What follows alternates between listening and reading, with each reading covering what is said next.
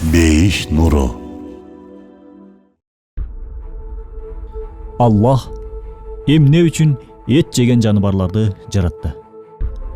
Аллах Таала акылмандуу зат.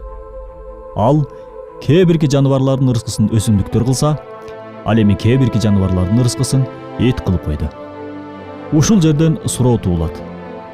Эмне үчүн Аллах эт жей турган жаныбарларды жаратты? Дүйнөдө аябай көп айбанаттардын түрлөрү бар. Алар күн сайын ар кандай себептерден улам өлөт.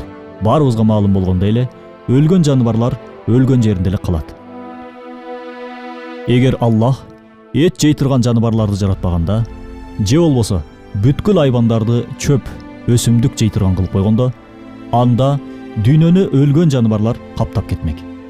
Натыйжада жер бетин ар кандай вирус каптап, жашоого мүмкүн болбой калмак.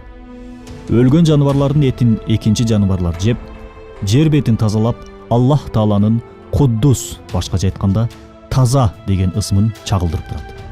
Башкача айтканда, Аллах Куддус ысмынын чагылуусу катары жаныбарлар аркылуу ааламды өлгөн жаныбарлардан коргоп турат. Экинчи жактан бул жерде Аллахтын Раззак, ырыскы берүүчү деген ысмы көрүнүп турат. Ар бир жандуу жаратык баары бир күн болбосо бир күн өлөөрү баарыбызга маалым. Кээ бирки жаныбарлардын өлүмүнө башка бир жаныбар милдеттендирилген. Жолборс жейренди жебесе, жейрен баары бир күн өлмөк. Натыйжада жер бети кирдемек. Ошол баары бир өлө турган ажалы жеткен жейренди жолборс жеш менен жер бетин тарптардан, өлгөн жаныбарлардан тазалап жатат. Ошол эле кезде жолборстун ырыскысы берилип жатат. Бир жагынан өлүп, жерди кирдете турган жаныбарды жеп, экинчи жактан курсагын тойгозуп, жанын багып жатат. Мисалы, карышкыр жаратылыштын санитары сыяктуу өлгөн жаныбарларды жеп кетет. Андан калган калдыктарды курт-кумурскалар тазалап кетишет.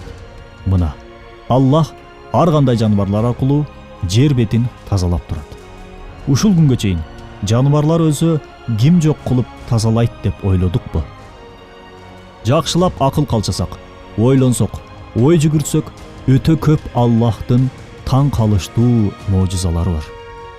Буларды карап туруп, Аллахым, сага гана баш ийебиз, сенден гана суранабыз дебеске айла калбайт.